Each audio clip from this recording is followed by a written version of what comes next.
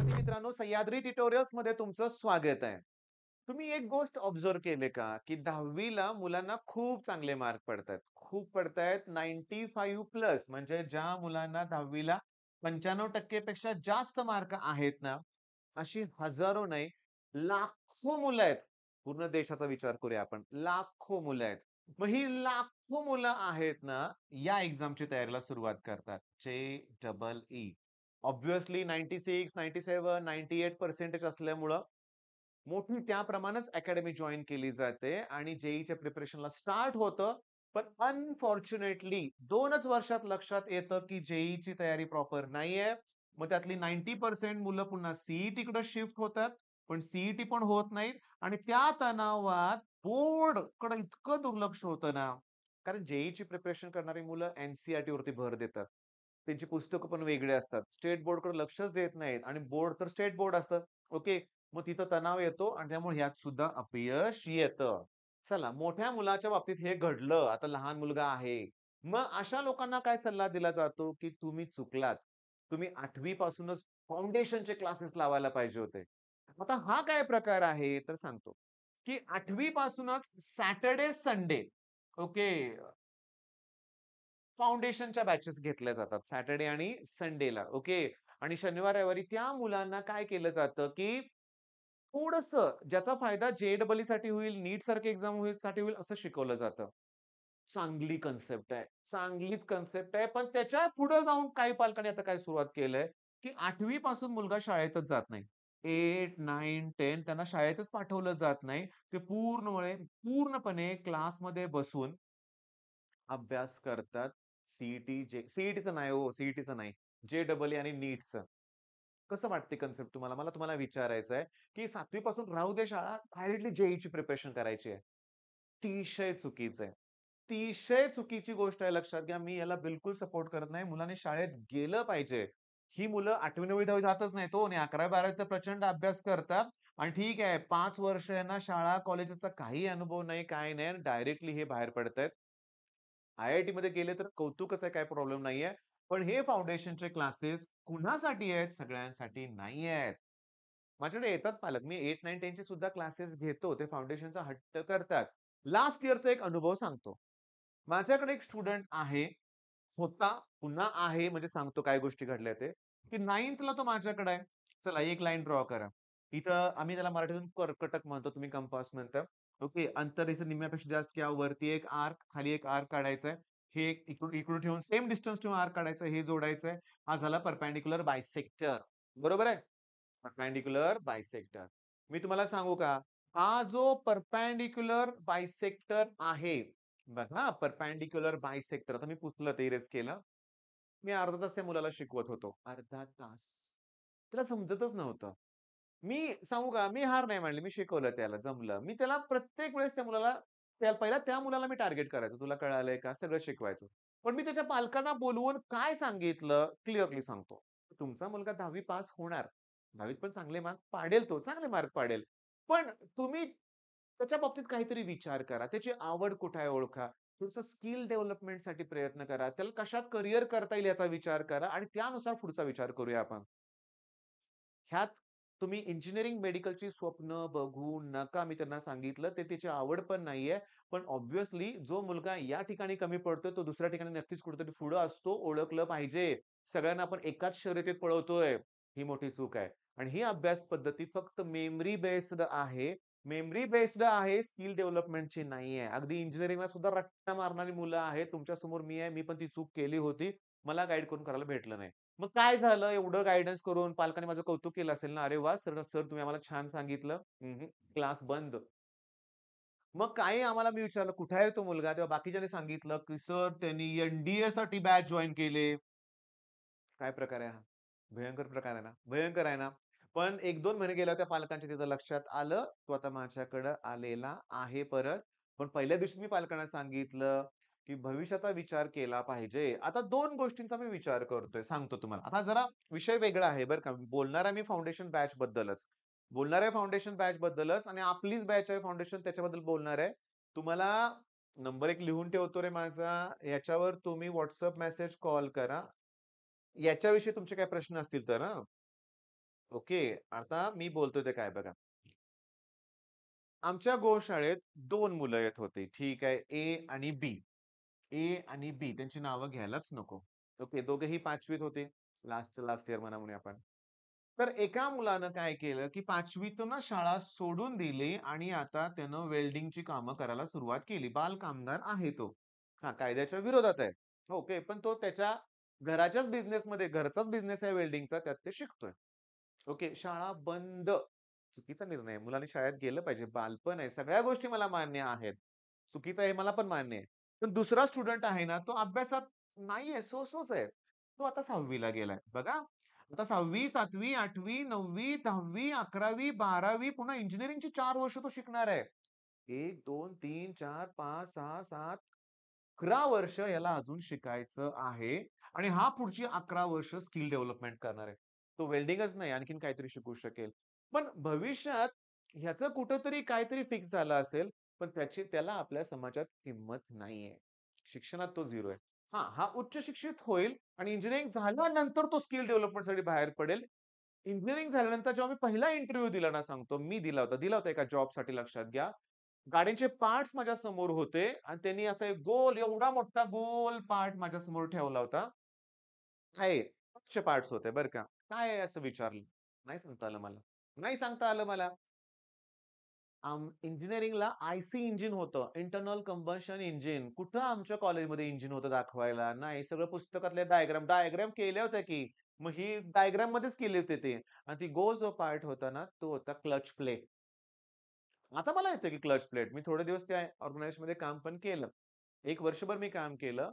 Maintenance department होतं. मला आर-टी-ओ सारख्या एक्झामची तयारी करायची होती. त्याला अनुभव लागतो म्हणून मी तिथे गेलो होतो, घेतला अनुभव. खूप सांगू का, हे आयुष्यभर मी जेवढं शिकलो नव्हतो ना, तेवढं मी एका वर्षात शिकलो. Practical knowledge. मग इथं आपण कमी पडतोय. बरं आता मेन मुद्द्याकडे येऊया. फाउंडेशनची बॅच मग कोणासाठी आहे? हां, ज्यांना चांगला स्कोर होतोय, त्यांची मेमरी चांगली आहे, ठीक आहे. खूप चांगला स्कोर होतोय, इंजिनिअरिंगला जायचंय, मेडिकलला जायचंय, त्यांच्यासाठी फाउंडेशन बॅच मस्ट आहे. पण आता मी जी बॅच लॉन्च केली आहे, तर मी तर बॅच 11th स्टँडर्डसाठी लॉन्च केलेली आहे. मी तुम्हाला सांगतो. पण मी हा व्हिडिओ बनवण्याचं कारण काय, की त्यात 10th स्टँडर्डच्या मुलांनी ॲडमिशन्स घेतलंय. 10वीच्या मुलांनी. चांगली, हुशार मुलं. ओके, एकदम एक्स्ट्राऑर्डिनरी काहीतरी टार्गेटेड आहेत म्हणूया आपण. बाकीची मुलं वाईट नाही आहेत रे, पण त्यांना ह्या गोष्टीत लादली नाही पाहिजे. बाकीचा तो जातोय म्हणून सगळ्यांनीच फाउंडेशन कोर्स नकोय. बरं, पण थांबा. मग आता होतंय काय माहितीये का, की ही मुलं आहेत तर 10वीत 10th स्टँडर्डमध्ये. त्यांनी बॅच घेतली 11th स्टँडर्डची. पण तुम्ही डेमो लेक्चर्स बघा. आपल्या ॲपवरती सह्याद्री बॅचचं नाव आहे आपलं. डेमो लेक्चर्स बघा. युनिट्स कन्व्हर्जन शिकवतोय. 8वी ला झालेला आहे. प्रेशर सारखी कन्सेप्ट वरती तुम्हाला व्हिडिओ मिळणार आहे शुक्रवारी, फ्रायडेला. आणि हो, सगळ्यात महत्त्वाचं, आणखीन महत्त्वाचं. मला माहिती आहे 11वीतल्या मुलांना पण लोड असतो. 10वीतल्या मुलांना 10वीचा अभ्यास आहे. त्यामुळे सोमवार, बुधवार आणि शुक्रवार. ओके. हे 3च दिवस मी व्हिडिओ लेक्चर्स प्रोव्हाईड करणार आहे आपल्या फाउंडेशन बॅचमध्ये आणि 11च्या 2027ला जे सीईटी देणार आहेत त्या मुलांसाठी. मी तुम्हाला सांगू का, की बुधवारी मी लेक्चर प्रोव्हाईड केलं. I think less than 30 minutes, 25 मिनिट्सचं होतं. शुक्रवारचं लेक्चर मी या व्हिडिओच्या अगोदर आता तयार केलेलं आहे, की 20 मिनिटाचं लेक्चर आहे. हां, म्हणजे थोडक्यात काय करूया, हाल्फ एन हॉवर. अर्ध्या तासाचे लेक्चर्स आणि हळू आणि डिटेल. मग 10th स्टँडर्डच्या मुलाला हे कंप्लीट करायला वेळ आहे. पण मी 11चा पोर्शन या वर्षीच्या डिसेंबरपर्यंतच घेणार आहे. मग डिसेंबर नंतर जानेवारी, फेब्रुवारी त्या मुलांना वेळ असणार आहे. 10th स्टँडर्डच्या मुलांना त्यांची बोर्डची तयारी करण्यासाठी. त्यांची बोर्डची तयारी करण्यासाठी. पण मी तुम्हाला सांगू का, ही 10th मुलं जेव्हा 11th मध्ये जातील, तेव्हा पहिल्या दिवशीच त्यांचा 11चा पोर्शन क्लिअर असणार आहे. फर्स्ट डे पहिल्या दिवशीच त्यांचा 11चा पोर्शन क्लिअर असणार आहे. आलं का ध्यानात? बरं, सगळ्यात इम्पोर्टंट म्हणजे मी तुम्हाला सांगतो, मग ही मुलं 11th मध्ये गेल्यानंतर पहिले 1-2 महिने 11चीच रिव्हिजन करणार आणि नंतर मग पुन्हा 12th स्टार्ट करणार. आणि 12चा सिलेबस पण सांगतो, जेव्हा सीईटीची एक्झाम असते ना, माझा प्लॅन फिक्स आहे. 5 ते 6 महिने आपल्याला रिव्हिजनला वेळ मिळाला पाहिजे. इतक्या अगोदर पोर्शन क्लिअर व्हायला पाहिजे हे लक्षात घ्या. हे गरजेचं आहे. मग आता 10वीत स्टुडंट आहे. ओके. आणि सॅटर्डे संडेला फाउंडेशनला जातोय. पण तिथं जर ना सांगतो लक्षात घ्या, मुद्दा काय बघा, मी तुम्हाला क्लिअरली मेन्शन करतोय, सांगतो व्यवस्थित, की 10वीत चांगले मार्क पडतात मगाशी बोललोय मी. जर तुम्ही फाउंडेशनची बॅच ऑलरेडी लावली असेल, 30,000-40,000 त्याची फी असते. फक्त मुलांना नोट्स व्यवस्थित बनवायला सांगा. त्याची रिव्हिजन करायला सांगा. काय होतं माहितीये का? मुलं तिथं वेळ व्यवस्थित म्हणजे मुलांना माहितीच नाहीये.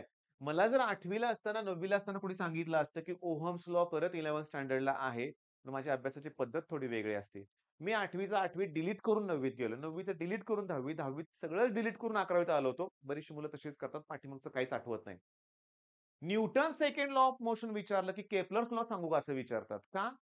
10वी झालाय ना. तर हा बदल व्हायला पाहिजे. बरं, मग आता सगळ्यात महत्त्वाचं आपल्या बॅचचं नाव आहे सह्याद्री 2027. ओके. प्ले स्टोअरवर मी एक फ्लो चार्ट तुम्हाला देतोय. लक्ष द्या, की प्ले स्टोअरवरून तुम्ही पहिल्यांदा सह्याद्री ट्युटोरियल्स हे आपलं ॲप डाउनलोड करा. ॲप डाउनलोड केल्यानंतर तुम्ही स्टोअर ऑप्शनमध्ये जावा. स्क्रीनमध्ये खाली स्टोअर ऑप्शन असेल. त्याला क्लिक केलं की वेगवेगळ्या बॅचेस दिसतील. तुम्ही आपल्या सह्याद्री 2027 बॅचमध्ये क्लिक करा. बॅचमध्ये क्लिक केले की त्या स्क्रीनवर शोधा तुम्हाला कंटेंट मिळेल. कंटेंटमध्ये मग 11th स्टँडर्डच्या कंटेंटमध्ये तुम्हाला केमिस्ट्रीच्या फोल्डरमध्ये some basic concept of chemistry start झालेला दिसेल. माझं सजेशन आहे, की कमीत कमी 15 दिवस तरी 2 आठवडे तर मी डेमो लेक्चर्स देणार आहे फ्री. तर ज्यांची मुलं 10th मध्ये असतील किंवा आता 11th मध्ये गेले असतील. पालकांना रिक्वेस्ट आहे, की डेमो लेक्चर्स मुलांना बघायला लावा. ते नोट्स बनवतात का बघा. नाही मी होमवर्क थोडाफार देतो, ते करतायत का बघा आणि मगच तुम्ही मला कॉल करा बॅच पर्चेस करायच्या अगोदर. कॉल खूप येतायत. प्रत्येक कॉल रिसीव्ह करणं कठीण होतंय. पण आम्ही तुम्हाला रिप्लाय देऊ. आमच्याशी बोलल्याशिवाय ॲडमिशन घेऊच नका. ओके. मी तुम्हाला क्लिअरली सांगू का? रिझल्ट मिळतोय. रिझल्ट मिळतोय, चांगला मिळतोय. खूप चांगला मिळतोय. मी तुम्हाला सांगतो, की 200 पैकी 86 जरी स्कोर झाला, तरी 93 पर्सेंटाइल यावर्षी मुलांना आलंय. टफनेस लेव्हल वाढले. तुम्ही यावर्षी बघा फिजिक्सचा पेपर अवघड होता. नीटचा पेपर तर भयानक मुलं रडत बाहेर आली होती. सगळे पेपर जरा टफनेस लेव्हल वाढले. त्यामुळं स्कोर कमी येऊ दे. पर्सेंटाइल हायर येतंय. पण आपलं टार्गेट एवढं पण नसणार आहे. आपलं टार्गेट 100च पर्सेंटाइलचं असणार आहे. ओके. बरं आता फाउंडेशन बॅच जॉइन केली हो 8, 9, 10 ला. बघा मी काय सांगतोय. मग रिझल्टची गॅरंटी आहे का? नाहीये. कष्ट आणि प्रचंड कष्ट घ्यायचे तेव्हा कुठे रिझल्ट लागतो. 10वी पर्यंत चुकतंय कुठं मी तुम्हाला सांगतो, की 10वी पर्यंत एक्झाम पुरता अभ्यास करणे हा प्रकार होतो. अरे 10 दिवस जरी अभ्यासाला अगोदर सुरुवात केली तरी होतं सगळं. 10th स्टँडर्ड सिलेबस कंप्लीट होतो. 11th-12th ला नाही तसं होत. तुम्हाला रोज अगदी डेली न चुकता रिव्हिजनला वेळ दिला पाहिजे. तर 12th स्टँडर्डची मुलं असेल, तर त्यांना मी क्लिअरली सांगतो, की 2 तास रिव्हिजन केली पाहिजे. 40 मिनिटं फिजिक्सला वेळ द्या, 40 मिनिटं केमिस्ट्रीला वेळ द्या, 40 मिनिटं मॅथ्सला वेळ द्या. किंवा केमिस्ट्रीला 20 मिनिटं वेळ दिला तरी चालेल, तो मॅथ्सला वेळ द्या. म्हणजे 1 तासभर मॅथ्स. होय. आणि या 40 मिनिटात फिजिक्सचे ना फॉर्म्युलेसला रिव्हिजन करण्याला जास्त वेळ दिला पाहिजे. मग सगळ्या स्ट्रॅटेजी फिक्स आहेत. आमचं हे YouTubeवरचं 7वं वर्ष आहे. पण गेली आणि ऑफलाईन मधले आम्ही 23 वर्ष 20 वर्ष आम्ही शिकवतोय. आता हे 24वं वर्ष आहे. प्रत्येक वेळेस वेगळे अनुभव येतात. दरवर्षी अनुभव येतात. त्यातून मी चेंजेस केलेत आणि माझ्या ऑफलाईन मधल्या मुलांनीच फाउंडेशन बॅच घेतले. त्यांच्या पालकांशी बोलल्यानंतर मला जे जाणवलं म्हणून मी तुमच्याशी ही गोष्ट शेअर केलेली आहे. आणि हो, जी मुलं आता 11th मध्ये आहेत त्यांच्यासाठी तर आपल्याकडे ती बॅच आहेच. आता 11वीत गेलेल्या मुलांसाठी तर दी बेस्ट बॅच असणार आहे आणि सांगतो ती बॅच 2 वर्षासाठी असणार आहे. 2027च्या सीईटी होईपर्यंत ती बॅच तुम्हाला मिळणार आहे. आणि जी मुलं 10th स्टँडर्डमध्ये आहेत, ओके, त्यांच्यासाठी पुन्हा त्या बॅचमधून पुन्हा वेगळी बॅच मी करणार, हे मी आत्ताच सांगतोय. सगळ्यात महत्त्वाचं, की आता 2020 आता जे आहे साल 2025 पासून 2027 पर्यंत मी 12th मध्ये वेगवेगळ्या बॅचेस लॉन्च करत असतो. त्या सगळ्या बॅचेस या मुलांना मी प्रोव्हाईड करणार आहे, ज्यांनी आता ही बॅच घेतली त्या मुलांसाठी म्हणूया आपण. त्यामुळं काय होतंय, की सगळंच परफेक्ट होणार आहे. तुम्हाला फक्त अभ्यासाला वेळ द्यायचा आहे. मी तुम्हाला क्लिअरली सांगतो, की माझा एक स्टुडंट आहे. एक नाही हजारो स्टुडंट आहेत, की ज्यांचे रिझल्ट्स खूप चांगले लागले होते. सगळ्यांचं एकच वाक्य होतं, की तुम्ही सांगितलं तसं आम्ही केलंय. तुम्ही सांगा काय करायचंय, आम्ही ते करतोय. ऑब्व्हियसली मी तुमचं नुकसान तर करणार नाही. पण मी जे सांगेल तुम्हाला फॉलो करावं लागेल. मग आता या बॅच रिलेटेड काही शंका असतील तर नक्की कॉल करा. All the best.